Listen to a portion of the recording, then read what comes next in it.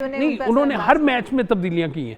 ये तो उनका था, हमने हर मैच में चेंज करके फिर जाना है। तो लिहाजा ऐसी तमाम सूरत में जब इस्लामाबाद यूनाइटेड वहाँ पर गिरी है, 4 मैचेस हारी है, 5 जीत कर, तो ऐसी तमाम सूरत हाल में अब जो है लीग तो बड़ी सनसनीखेज मरले में दाखिल हो गई है। लेकिन हमने अपने नाज़रीन को ये सबसे पहले खबर देनी है कि पाकिस्तान सुपर लीग का जो आगाज़ होने जा रहा है, इस हवाले से हतमी फैसला भी हो चुका है और हमारे ज़राए क्रिकेट बोर्ड ने ये तस्दीक की है कि पाकिस्तान क्रिकेट बोर्ड चाह रहा है कि ये जो लीग है, बांग्लादेश के खिलाफ सीरीज़ जो है 25 मई से शुरू होनी है, तो उससे पहले इस सीरीज को पीएसएल को मुकम्मल कर लिया जाए। और क्योंकि दूसरी जानब आईपीएल शुरू हो रही है, आईपीएल के साथ ही हम अपनी लीग का भी इख्तिताम करना चाहते हैं। लेकिन यहाँ पर जब लीग शुरू होगी, मैं आप लोगों को बताऊं, लीग शुरू होगी, हमारे खिलाड़ी जो जीत का जश्न है वो मैदान में जरूर मनाएंगे। बिल्कुल मनाएंगे। चॉइस साहब, कौन कौन से प्लेयर्स हैं इंटरनेशनल जिनकी उम्मीद है कि वो पीएसएल में अभी वापसी करेंगे, और कौन कौन से प्लेयर्स हैं जिनको अब अभी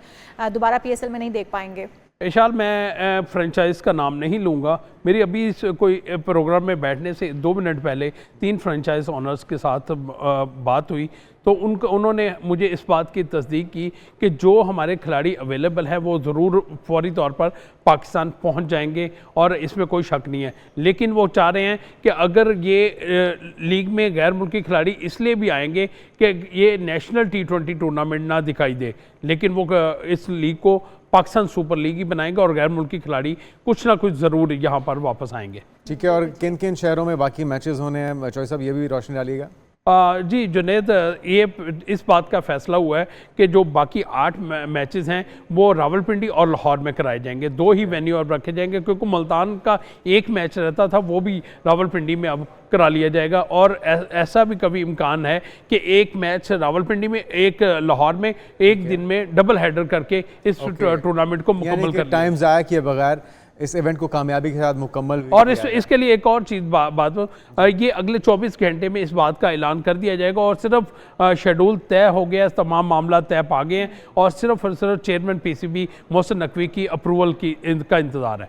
अच्छा, ये भी बताएगा साहब, क्योंकि DGMOs की मीटिंग है पाकिस्तान और भारत के, तो क्या उसका इंतज़ार किया जा रहा है, उसके बाद शेड्यूल जारी किया जाएगा?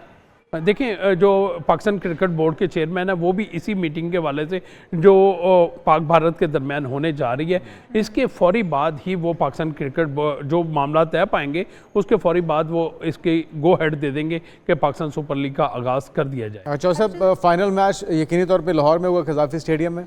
जी, ये तय पाया कि जो अभी शेड्यूल में मेरे साथ डिस्कस हुआ है वो यही हुआ है कि फाइनल मैच और 2 प्ले ऑफ यही लाहौर में ही खेले जाएंगे। अच्छा चॉइस साहब, क्या लगता है कि आने वाले दिनों में पाक भारत कोई टाकरा होगा, क्योंकि जो सिचुएशन, जो कशीदगी चल रही है पाकिस्तान और भारत के दरमियान, भारत तो असली दुश्मन रहा है क्रिकेट का और पाकिस्तान के साथ खेलने के लिए तैयार नहीं रहा कभी भी।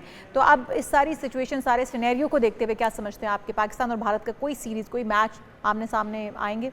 इशाल, क्योंकि रवा साल हमने T20 एशिया कप भी खेलना है और भारत उसका मेज़बान भी है, और अगर पाकिस्तान वहाँ पर खेलता है तो वो एशिया कप में मद्दे मुकाबला आ सकता है। लेकिन मुझे नहीं दिखाई देता मौजूदा सूरत हाल में कि एशिया कप का इनकाद भी हो सके, क्योंकि भारत एक मुतनाज़ा बन चुका हुआ है इस तमाम खेलों के वाले से। अगर उनके खिलाड़ी पाकिस्तान के साथ नहीं खेलना चाहते तो हमारे खिलाड़ियों को भी किसी तौर पर भी भारत के साथ खेलना नहीं चाहिए। ये तो मेरी अपनी ज़ाती राय है, क्योंकि अगले साल जो 2026 है उसमें भारत ने T20 वर्ल्ड कप की मेज़बानी करनी है। ये तमाम चीज़ें जो अब सवालिया निशान लग गई हैं, और क्योंकि गैर मुल्की खिलाड़ियों ने भी देख लिया कि भारत ने किस तरह यहाँ पर खेल में अपनी इजारादारी कायम करने की कोशिश। भी तब्दील हो गए हैं इस तमाम तर सूरत हाल पे। पहले तो पाकिस्तान ये चाहता था, शायकीन क्रिकेट ये चाहते थे और हमारे प्लेयर्स भी ये चाहते थे कि भारत के साथ मैच हो, क्योंकि मोहब्बतें मौजूद थी। लेकिन अब सेंटिमेंट्स चेंज हो चुके हैं, पाकिस्तानी अवाम के भी, शायकीन क्रिकेट के भी और पाकिस्तानी प्लेयर्स के भी।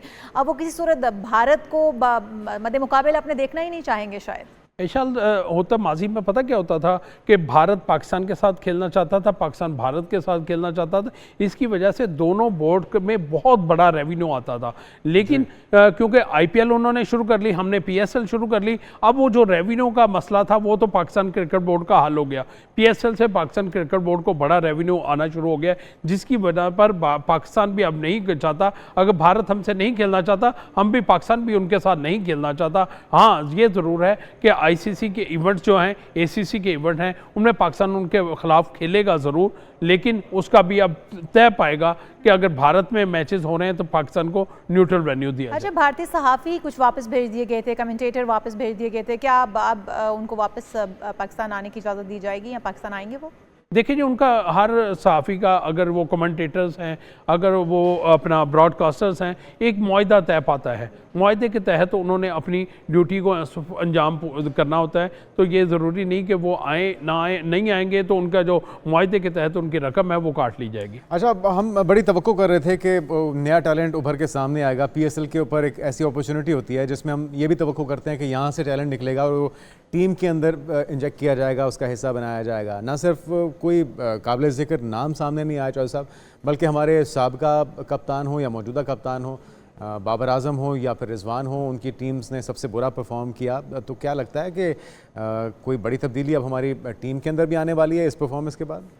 देखिए, क्योंकि पीएसएल से हम तो आपकी बात दुरुस्त है कि तो कर रहे थे कि यहाँ से हमें नया टैलेंट मिलेगा, लेकिन टैलेंट नहीं मिला। ये बड़े अफसोस की बात है, क्योंकि जिन नौजवान खिलाड़ियों को यहाँ पर मौका दिया था वो परफॉर्म करने में नाकाम रहे हैं। चाहे मासवाए 1-2 के उन्होंने परफॉर्म ज़रूर किया, लेकिन उस कदर वो परफॉर्मेंस नहीं रही। अगर 5 मैचेस खिलवाएं या 6 मैचेस खिलवाएं तो 1-2 मैचेस में उनकी कारकर्दगी अच्छी रही है, 4 से 5 मैचेस में उनकी कारकर्दगी सिफर रही है, जिसकी वजह से उनका जो मुस्तकबिल है वो उस पर भी सवालिया निशान ज़रूर है, लेकिन उम्मीद यही की जाती है। ये अभी जो हमने अपना मिशन पूरा किया है और यकीनी तौर पर जंग जीती है बयानुल मरसूस के नाम से, जो हमारा मिशन था, लगता है कि अब उसके बाद बाबर आजम और रिजवान भी थोड़ा प्रेशर से बाहर आएंगे। जाहिर है मोराल पूरी अवाम का इस वक्त बुलंद है, तो क्या हमारे इन दोनों प्लेयर्स का भी मोराल बुलंद होता देख रहे हैं? कुछ खेल पाएंगे, परफॉर्मेंस बेहतर हो पाएगी इनकी?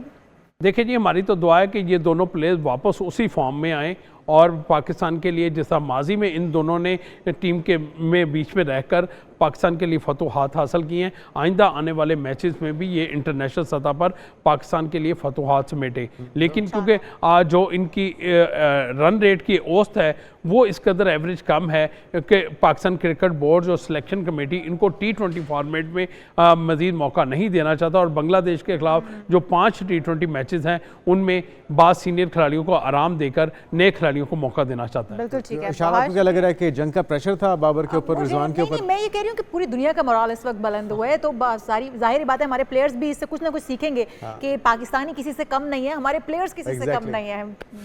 मोराल अप है तो इस सेलिब्रेशन का हिस्सा बनना चाहिए और एक अच्छी क्रिकेट देखने को मिले। Thank you so much, Chaudhary sahab हमारे साथ मौजूद थे, और एक उम्मीद के साथ, इस तवक्को के साथ कि क्रिकेट तो बहाल होगी, लेकिन उन शोबों में जहाँ पे हमें बेहतरी की ज़रूरत है, जहाँ पे हमें अपने दुश्मन को, भारत को क्रॉस करना है, उसे पीछे छोड़ना है, चाहे वो आईटी सेक्टर हो, चाहे वो हेल्थ सेक्टर हो, चाहे वो दीगर मैदान हो, शोबे हों, उसके अंदर भी हमें बताना होगा कि हम उससे बहुत कम नहीं है।